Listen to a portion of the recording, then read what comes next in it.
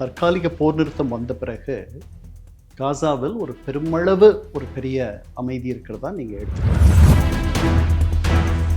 இன்னும் 55% காசா அவர்களுடைய கட்டுப்பாட்டில் இருக்கிறது. யாருடைய கட்டுப்பாட்டில்? கிட்டத்தட்ட 1700 இஸ்ரேல் பிடித்து வைத்த பலஸ்தீன கைதிகளை இஸ்ரேலியர்கள் ஒப்படைத்து விட்டார்கள். இல்லை, இந்த பாதுகாப்பு படைகள், சர்வதேச பாதுகாப்பு படைகள் அங்கே வருவதில் என்ன தயக்கம் இருக்குன்னா,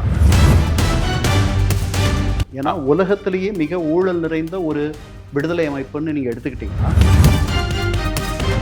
ஹமாஸ் ஆயுதங்களை கீழே போடுவது என்பது அவர்கள் போட மாட்டாங்க, அவர்களுடைய உயிர் அதை எப்படி அவர்கள் தர முடியும் அப்படின்ற மாதிரியான அதுதான் பெரிய சிக்கல்.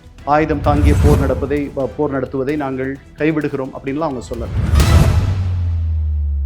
இஸ்ரேலியர்கள் மிக பிடிவாதமாகவும் தாங்கள் ஒரு மிக வலிமையான ஒரு இடத்தில் இருப்பதாகவும் நினைக்க ஆரம்பிச்சிட்டாங்க நெத்தன்யாகுவுடைய தலைமையில்.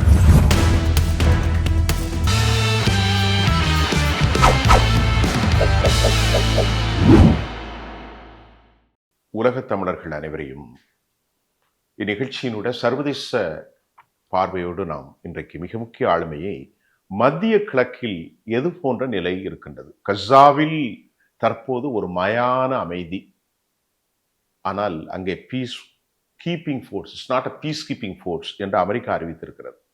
ஆனால் அங்கே ஒரு வல்லமை கொண்ட நிர்வாக திறமையோடு ஒரு அரசு தேவையா? தற்போதைய கொதிநிலை எப்படி இருக்கிறது? ஐக்கிய நாட்டு சபையினுடைய அரசியல் ஆலோசகர் திரு கண்ணன் ராஜரத்னம் அவர்களை நான் இந்த நிகழ்ச்சியினுடைய அழைக்கிறேன். சார் வாங்க. வணக்கம் சோஃபியான். சார், இப்போ த சீஸ் ஃபயர் இஸ் ஒரு ஆன்கோயிங் ப்ராசஸ். ஆனால் இதுவரை 386 பேர் இறந்திருக்கிறார்கள். 1000க்கும் மேற்பட்ட பின்பும் அவர்கள் ஊனமுற்றிருக்கிறார்கள். தொடர்ந்து எல்லை கோடு, மஞ்சள் கோடு, பார்டர் ஆஃப் எல்லோ லைன் சச்சஸ் ஒரு விதமான hectic stock is going on. ஆனால் இன்றும் அமைதி நடந்திருக்கிறதா? இன்னும் ஒரு கொதிநிலை எங்கே இருந்து கொண்டே இருக்கிறது, பதட்டம். ஹவுதிகள், ஹமாஸ், பொதுவாக அரபு யூனியன், இஸ்ரேல் மற்றும் யேமனில் இருக்கக்கூடிய அந்த மாதிரி ஒரு ஹிஸ்புல்லா, இதை எப்படி பார்க்குறீங்க? ஹிஸ்புல்லா தற்காலிக போர் நிறுத்தம் வந்த பிறகு காசாவில் ஒரு பெருமளவு ஒரு பெரிய அமைதி இருக்கிறதா நீங்கள் எடுத்துக்கலாம். 300 சில்லற பேர் இறந்திருக்கலாம் இந்த தரப்பில். அந்த பக்கம் சில இஸ்ரேலிய வீரர்கள் 2 வீரர்களை கொண்டுட்டாங்க ஒரு 3-4 வாரங்களுக்கு முன்பாக. அதுக்கு பேர் ஆங்கிலத்தில் இன்ஃப்ராக்ஷன்னு சொல்லுவோம். சின்ன சின்ன விதிமீறல்கள், சின்ன சின்ன அத்துமீறல்கள். 300 பேர் இறக்கிறது சின்னதான்ட்டு நீங்கள் என்ன கேட்கக்கூடாது. 70,000 பேர் இறந்துருக்காங்க. அதுதான். அப்படி பார்க்கும்பொழுது எல்லாமே ரிலேட்டிவ். எல்லாமே நாம் இப்படி நம்மையே, அதாவது ஒரு பஸ் விபத்து நடக்குது, அதில் 20 பேர் பயணம் பண்ணாங்க, அதில் ஒருத்தர் மட்டும்தான் தவறிட்டார், மீதி எல்லாரும் பிழைச்சிட்டாங்க அப்படின்னா அதற்காக நம்ம சந்தோஷப்படலையா? அந்த மாதிரி. அதனால் எல்லாருமே பிழைக்கணுன்றது தான் உங்களுடைய எண்ணம், என்னுடைய எண்ணம். சிறிய உரசல்கள், ஆமாம், சிறிய விதிமீறல்கள், இன்ஃப்ராக்ஷன்ஸ் அதெல்லாம் நடந்துட்டுருக்கு. அது எல்லா தற்காலிக போர் நிறுத்தத்துலேயும் அப்படியெல்லாம் நடக்கும். அங்கே மட்டும் நடக்குதுன்னு நம்ம நினைக்க வேண்டிய அவசியம் இல்லை. அப்படி இருக்கிறச்ச அங்கே இந்த போர் நிறுத்தத்தினுடைய அடுத்த கட்டம் என்னன்னா, இவர்கள் ஒரு இடத்துக்கு தங்களுடைய படைகளை பின்வாங்கி இருக்கிறார்கள். இன்னும் 55% காசா அவர்களுடைய கட்டுப்பாட்டில் இருக்கிறது. யாருடைய கட்டுப்பாட்டில்? இஸ்ரேலுடைய கட்டுப்பாட்டில் இருக்கிறது. இப்போ அதற்கு அடுத்து அவர்கள் இன்னொரு இடத்துக்கு போகணும். அப்போ போகும்பொழுது அவர்களுக்கு 40% காசா அவர்களுடைய கட்டுப்பாட்டில் இருக்கும். அதற்கு பிறகு இறுதியில் ஒரு 15% கட்டுப்பாட்டில் இறுதி வரை காசா ஒரு நிலையான முடிவு வரும் வரை இஸ்ரேலுடைய கட்டுப்பாட்டில் இருக்கும். அந்த 15% காசாவுக்கு பேர் இடையக மண்டலம், பஃபர் ஜோன். இது அவர்களுடைய பாதுகாப்பு பகுதி. எக்ஸாக்ட்லி.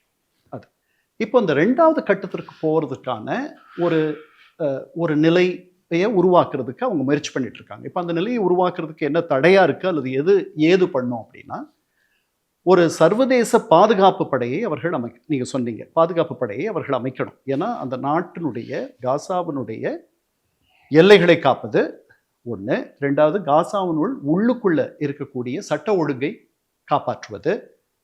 இதெல்லாம் பண்ணக்கூடிய இன்னைக்கு அது ஆளுகைக்குட்பட்ட ஒரு இடமா இருக்கு. அங்கே இஸ்ரேலிய இராணுவம் இந்த இந்த பணிகளை எல்லாம் செய்யுது. இது திரும்பி போகணும். இப்போ அங்கே ஒரு சர்வதேச படையை அமெரிக்க தலைமையில், அமெரிக்காவினுடைய தூண்டுதலில், அமெரிக்காவினுடைய வழிகாட்டுதலில் அந்த படை அங்கே போகும். இதற்கு போன நவம்பர் 17 அன்னைக்குன்னு நினைக்கிறேன், ஐக்கிய நாடுகள் பாதுகாப்பு சபையில் ஒரு தீர்மானம், இந்த பாதுகாப்பு படை, அதற்கப்புறம் அதற்கு அடுத்த கட்ட நகர்வுகள், இது தொடர்பாலாம் ஐக்கிய நாடுகள் சபை அங்கீகரித்த ஒரு தீர்மானத்தை இந்த 15 பாதுகாப்பு சபை உறுப்பினர்கள் 2 பேர் அந்த வாக்கெடுப்பில் கலந்து கொள்ளவில்லை. சீனாவும் ரஷ்யாவும். அவர்கள் அதற்கு இடைஞ்சலாக இருக்க வேண்டாம்னு நினைச்சிட்டு அதுக்கு ஆதரவாக வாக்களிக்கலனாலும் கூட அதை தடுத்து அவங்க வாக்களிக்கல. 13 பேர் ஆதரவோடு நிறைவேறியது. ஆமா, 9 பேர் ஆதரவோடு 5 நிரந்தர உறுப்பினர்கள்ல யாரும் மறுக்கலைன்னா நிறைவேறிடும். அதனால 13 பேர், நிரந்தர உறுப்பினர்கள் 2 பேர் வாக்கெடுப்பில் கலந்து கொள்ளவில்லை. அவர்களுக்கு பெரிய விருப்பம் இல்லை, இந்த தீர்மானத்தில் பெரிய எதிர்ப்பும் இல்லை. ரஷ்யா, சீனா. ஆமா, இது ஒரு நல்லது நடக்கட்டும், இந்த போர் தற்காலிக நிறுத்தம் வரட்டும், உயிரிழப்பு என்பது நிற்கட்டும் அப்படின்ட்டு நினைச்சு அவங்க அதை பண்ணிட்டாங்க. இப்போ அந்த படையை அமைக்கக்கூடிய வேலையில அமெரிக்காவில் இருப்பவர்கள், டோனி பிளேர் இவர்கள் போன்றவர்கள் ஈடுபட்டிருக்கிறார்கள்னு நான் நினைக்கிறேன். 2 பேர் அதற்கு படை அனுப்புறதுக்கு சம்மதிச்சிருக்காங்க. ஒன்று இந்தோனேசியா, இன்னொன்று அசர்பைஜான். அங்கிருந்து அந்த படைகள் போகும். இன்னும் பல நாடுகள் தருவாங்கன்ற மாதிரி ஒரு எண்ணம் இருக்கு. அவர்களை சேகரிக்கிற ஒரு முயற்சி இருக்கு. அது நடக்கும் பொழுது அந்த இன்னொரு அடுத்த கட்ட அந்த கோட்டுக்கு இஸ்ரேலிய படைகள் தங்களை திரும்ப பெற்றுக்கொள்வார்கள், பின்வாங்குவார்கள். இதுக்கிடையில என்ன நல்லதெல்லாம் நடந்திருக்குன்னா, கிட்டத்தட்ட 1700 இஸ்ரேல் பிடித்து வைத்த பாலஸ்தீன கைதிகளை இஸ்ரேலியர்கள் ஒப்படைத்து விட்டார்கள் ஹமாஸிடம் அல்லது பாலஸ்தீனியர்களிடம்.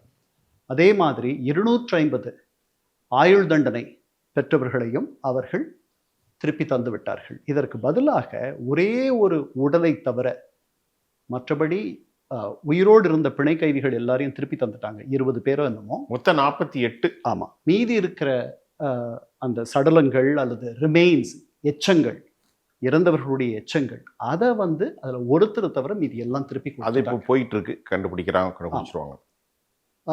இந்த இடத்துல நாம இருக்கோம் இப்போ.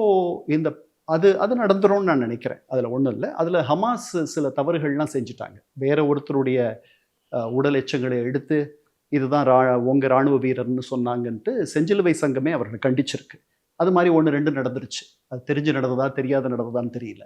ஆனால் இவ்வளவு நாள் பெரும்பாலான ஒரு உடலை தவிர மற்ற எல்லா உடல்களுடைய எச்சங்களும் திருப்பி தந்துட்டாங்க.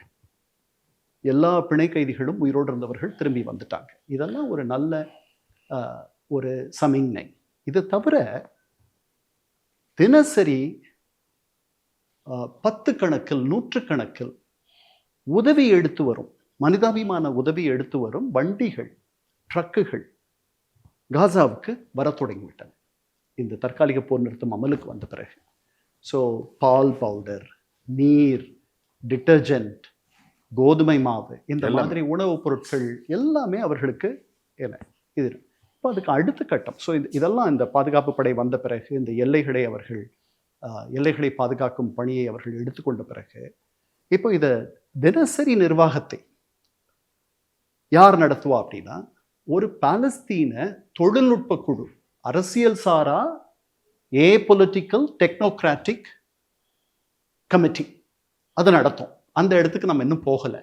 அது நடக்க போகுது. அதை மேற்பார்வையிடுவது ஒரு ஓவர்சிய போர்ட் ஆஃப் பீஸ்ன்னு பேர். அதுக்கு அமைதி குழுன்னு பேர். அந்த குழுவினுடைய தலைவர் யாருன்னா அதிபர் ட்ரம்ப். அந்த குழுவில் இருக்கக்கூடிய இன்னொரு உறுப்பினர் யாருன்னா எகிப்தினுடைய பிரதமர் சிசி. அந்த குழுவை தினசரி மேற்பார்வை பார்த்து அதை முழு நேர வேலையா பண்ண போறது யாருன்னா முன்னாள் மேனாள் பிரிட்டிஷ் பிரதமர் டோனி பிளேர். இந்த இடத்துல நாம இப்ப இருக்கோம். இப்ப நீங்க நல்ல பிரீஃபா பேசிட்டீங்க. அந்த 20 பாயிண்ட்டையும் நான் படித்தேன், ஆங்கிலத்தில் இருந்தது, நீங்களும் படித்திருப்பீர்கள். ஆனா எனக்கு என்ன கேள்வினா, அதுல எந்த இடத்திலையும் டிஸ்ஆர்ம், ஆயுதங்கள் மௌனிப்பு குறித்து ஒரு வார்த்தையும் அமெரிக்கா சொல்லவில்லை. அந்த பாயிண்ட்ல நீங்க படிச்சிருப்பீங்க. 2வது விவகாரம், டோனி பிளேயரை அவர்கள் ஏற்றுக்கொள்ள மறுத்துவிட்டார்கள். பலஸ்தீன் PLOவுடைய ஒரு நிர்வாகம்தான் நாங்கள் ஆட்சியில் இருக்க வேண்டும். We ready to get rid, எல்லாவற்றையும் ஒப்படைப்பதற்கு அல்லது கிவ் அப், கைவிடுவதற்கு எதுவாக இருந்தாலும் நாங்கள் ரெடியாக இருக்கோம். எமது பூமியை, எமது மண்ணை எம்மக்கள் தான் ஆள வேண்டும், அப்படி என்று தான் அவர்கள் சொன்னார்கள். அந்த 20 பாயிண்ட் ஃபுல்லாக படித்து பார்க்கலாம், இப்பவும் இருக்கு, அதில் எந்த இடத்திலும் இல்லை. ஆனால் அமெரிக்கா திடீரென அரபு கோலியேஷனோடு, குறிப்பாக யுனைடெட் அரபு எமிரேட்ஸ் போன்ற நாடுகள் அமெரிக்காவினுடைய பெரிய ஆதரவாளர்களாக மாறி, சவுதி அரேபியா, அல் ஃபத்தா அல் சிசி, அப்துல்லா போன்றவர்கள் எல்லாம் இன்றைக்கு இருக்கிறார்கள். ஆனால் இப்பொழுது இருக்கக்கூடிய எமக்கு கிடைத்த தகவல் சர்வதேச அளவிலிருந்து, ஆனால் பலர் வர மறுக்கிறார்கள். தொடர்ந்து மறுபடி ஒரு போர் சூழல் உருவானால் அதிலிருந்து வெளியேறுவது பெரும் சிரமம் என்ற செய்தி எப்படி பார்க்க? இல்லை, இந்த பாதுகாப்பு படைகள், சர்வதேச பாதுகாப்பு படைகள் அங்கே வருவதில் என்ன தயக்கம் இருக்குன்னா, அந்த இடத்த வந்து ஒரு பாதுகாப்பு மண்டலமாக மாற்றுவதற்கு, இல்லை முழுமையாக, அது வந்து முழுமையாக டீமிலிட்டரைஸ்டு ஜோன் அப்படின்ற வார்த்தை இருக்கு. அந்த 20ல பாத்தீங்கன்னா தெரியும். டீமிலிட்டரைஸ்டு ஜோன் இருக்கு. டீமிலிட்டரைஸ்டு எப்படி? யாரும் ஆயுதம் வச்சுக்க கூடாதுன்னு அர்த்தம். யாருக்கு அங்கீகாரம்? இப்ப நீங்க இங்க இருக்க போலீஸ் துப்பாக்கி வச்சுக்கலாம், நீங்க நானும் வச்சுக்க முடியுமா? வச்சுக்க முடியாது. என்ன சொல்றாங்கன்னா, we had have a right to protect our people.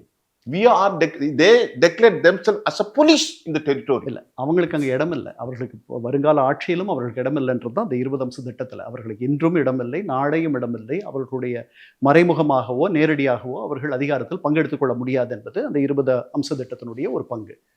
அப்போ பாலஸ்தீனியர்களை ஆள வேண்டும் என்பதில் யாருக்கும் 2 விதமான கருத்து கிடையாது. அதனால சொன்னேன், பலஸ்தீன தொழில்நுட்ப குழு, பொலிட்டிக்கல். ஸோ நீங்கள் ஒரு வாட்டர் எக்ஸ்பர்ட், நீங்கள் வந்து ஒரு எலக்ட்ரிசிட்டி எக்ஸ்பர்ட், நீங்கள் வந்து வேறு ஏதாவது நுகர்பொருள் வாணிப கழகத்தினுடைய எக்ஸ்பர்ட், இந்த மாதிரி நீங்கள் ஒரு எஜுகேஷன் எக்ஸ்பர்ட், நீங்கள்லாம் சேர்ந்து அந்த நாட்டை நிர்வாகம் பண்ணுவீங்க. எப்போ வரைக்கும்? 2027 வரைக்கும். 2027க்கு பிறகு என்ன நடக்கும்? இதுக்கிடையில மேற்கு கரையை ஆண்டு கொண்டிருக்கிற பாலஸ்தீனியன் அத்தாரிட்டி, பாலஸ்தீன அதிகாரம், அவர்கள் தங்களை சீரமைத்துக் கொள்ள வேண்டும். ஏன்னா உலகத்திலேயே மிக ஊழல் நிறைந்த ஒரு விடுதலை அமைப்புன்னு நீங்க எடுத்துக்கிட்டீங்கன்னா அதுல முதல் பரிசு வாங்குறது அவர்களா இருப்பாங்க. அப்பாஸ்ன்னு சொல்லிக்கலாம். ஆமா, அவர்கள் அப்படியே பழகி பழகிட்டாங்க. அதனால அவர்கள் தங்களுடைய வழிமுறைகளை மாற்றிக்கொள்ள வேண்டும், தங்களை அவர்கள் சுய பரிசோதனை செய்ய வேண்டும், அவர்கள் சீரமைத்துக் கொள்ள வேண்டும். அப்படி அவர்கள் அமைத்துக் கொண்டால் அவர்களிடத்தில் இந்த ஆட்சி வரும். அதற்கப்புறம் ஒரு தனி பாலஸ்தீன இல்லம், ஒரு ஹோம்லேண்ட், அந்த கனவை நினைவாக்கக்கூடிய அடுத்த கட்ட நடவடிக்கைகளை இந்த ஏற்பாடுகள் செய்யும் அப்படின்ட்டு ஒரு வரி இருக்கு அதில். அது ஐரோப்பியர்களும் அரபுகளும் தந்த அழுத்தத்தின் காரணமாக அமெரிக்கா ஒப்புக்கொண்டது. இஸ்ரேலுக்கு பிடிக்காத ஒரு வரி அது இருக்கு அதில். இப்போ ஹமாஸ் ஆயுதங்களை கீழே போடுவது என்பது அவர்கள் போட மாட்டாங்க, அவர்களுடைய உயிர் அதை எப்படி அவர்கள் தர முடியும் அப்படின்ற மாதிரியான அதுதான் பெரிய சிக்கல். அதுதான் நான் கேட்குறேன். அதுதான் அதில் இப்போ என்ன வந்திருக்காங்கன்னா, ஹமாஸ் என்ன சொல்கிறாங்கன்னா, நாங்கள் எங்களுடைய ஆயுதங்களை ஒரு கிடங்கில் வைப்பதற்கு தயாராக இருக்கிறோம். அந்த அளவுக்கு ஹமாஸை சேர்ந்த ஒரு தலைவர் பேசியிருக்கிறார். அது கிடங்கில் பாதுகாப்பாக இருக்கும். ஆயுதங்களை கீழே, ஆயுத புரட்சியை நாங்கள் விட்டுடுறோம், ஆயுதம் தாங்கிய போர் நடத்துவதை நாங்கள் கைவிடுகிறோம் அப்படின்லாம் அவங்க சொல்லலை. இந்த தற்காலிக போர் நிறுத்தம் தொடர்ந்து செல்லணும், வெல்லணும்ன்ற காரணத்தினால இந்த ஆயுதங்களை நாங்கள் ஒரு கிடங்கில் வைப்பதற்கு ஒப்புக்கொள்ளுகிறோம்ன்ற அளவுக்கு வந்திருக்காங்க. நம்ம போக போக பார்க்கணும். அதை அந்த சிக்கலை நாம் மீறிட்டோம்னா அதற்கப்புறம் வேறு நாடுகள்லேருந்து பாதுகாப்பு படையினர் வருவாங்க. ஏன்னா வெளியிலிருந்து வருபவர்களுக்கு ஹமாஸை நிராயுதபாணியாக்கக்கூடிய வேலையை அவர்கள் செய்ய தயாராக இல்லை. இதற்கிடையில் இது எனக்கு புதுமையாக இருக்கு, இந்த டிராப்டை பொறுத்தவரை. ஒருவேளை நான் புரிந்து கொண்டது அப்படியா என்பது தெரியவில்லை. என்னை விட பெரிய எக்ஸ்பர்ட் நீங்கள், ரொம்ப அழகாக புரிஞ்சிருப்பீங்க. டோனி பிளேயர் வருவது குறித்து சொல்லப்படவில்லை என்று நான் கேட்டுவிட்டேன். அமெரிக்காவுடைய ஸ்பெஷல் என்வே ஸ்டீவ் விட்காஃப், அமெரிக்காவினுடைய டொனால்டுடைய ட்ரம்புடைய சன்னின்லா ஜெரி குஷ்னர், அவங்க ஒரு ரியல் எஸ்டேட் மண்டபமாக எடுக்க போகிறாங்க. அதில் பல பசுமைகளை construction, they had been allotted funding for more than 1 billion, அதாவது 112 பில்லியன் அதற்கு அலாட் பண்ணியிருக்கிறாங்க. 112 பில்லியன் அலாட்டட். அது சவுதி போன்ற நாடுகள்கிட்ட கலெக்ட் பண்ண போகிறாங்க, யூரோப்பியன் இதெல்லாம் பண்ண போகிறாங்க. இது எந்த மாதிரியான சிக்கல்கள் ஏற்படுத்த போகிறதா, இது எப்படி இதெல்லாம் இருக்கிறதா? இதெல்லாம் புதிதாக இருக்கிறதே. நாங்கள் வந்து இப்படி ஒரு மறு உருவாக்கம் செய்ய போகிறோம், சுற்றுலா மண்டலமாக ஆக்க போகிறோம், டூரிஸ்ட் சென்டராக ஆக்க போகிறோம், இன்டர்நேஷ்னல் கார்ப்பரேட் கம்பெனிகளோடு கோஆபரேஷன் இருக்க போகிறது, அப்படியெல்லாம் வந்திருக்கிறது. இதற்கு ஹமாஸ் ஒத்துக்கொள்கிறார்களா? இதையெல்லாம் மேனேஜ்மெண்ட் பண்றதுக்கு enhanced all activities under control by US force. Hamas is marginalised, ஆங்கிலத்தில் சொல்றதுனா. அதாவது ஹமாஸ் வந்து ஒரு மூலையில் இருக்கிறார்கள். இன்று அங்கு யாருடைய கை ஓங்கி இருக்கு அப்படின்னா, இன்னைக்கு இந்த தற்காலிக போர் நிறுத்தத்தை கொண்டு வந்த அமெரிக்கா அதுக்கு பெரிய அழுத்தத்தை கொடுத்து இது கொண்டு வந்திருக்கு. ஏன்னா நெத்தன்யாகு வந்து லேசில் அவர் சாதாரணமான ஆள் இல்லை. அவரை வந்து இவருடைய மருமகன் அனுப்பி அவரோட பேசி, ஸ்டீவ் விட்காஃப் பலமுறை போய் பேசி, உண்மை. அதனால இது வந்து தோற்று போகக்கூடாது, இது நீர்த்து போகக்கூடாது என்பதில் அமெரிக்காவுக்கு ஒரு பெரிய விருப்பம் இருக்கு. இந்த மறு உருவாக்கம் நிர்மாணம் இது ஜப்பானில், ஜெர்மனியில் 2ஆம் உலகப் போருக்கு பிறகு நடந்தது. அது அமெரிக்கா உதவியோடு நடந்துச்சு. மார்ஷல் ஃபண்ட் ஜெர்மனியில் கிட்டத்தட்ட $7.5 பில்லியன் அமெரிக்க உதவி ஜப்பானுக்கு கிடைச்சது. பின்பு அதில் தான் ஜப்பான் திருப்பி ஒரு மறு உருவாக்கம் பண்ணுச்சு.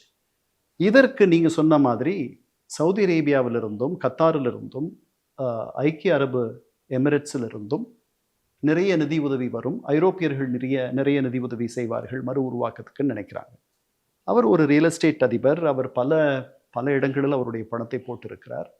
$2 பில்லியன் சவுதி பணத்தை அவர் கையாளுகிறார். ஜாரட் குஷ்னர் அவர் வைத்திருக்கக்கூடிய ஒரு தனி நிதியில் அங்கு சவுதிகள் முதலீடு செய்திருக்கிறார்கள். அதனால் இதெல்லாம் எல்லாருக்கும் தெரிஞ்சது. பாகிஸ்தானில் கூட அவர்களுடைய கிரிப்டோ செலாவணியை தொடங்க இருக்கிறார்கள் என்றெல்லாம் நாம் படிக்கிறோம்.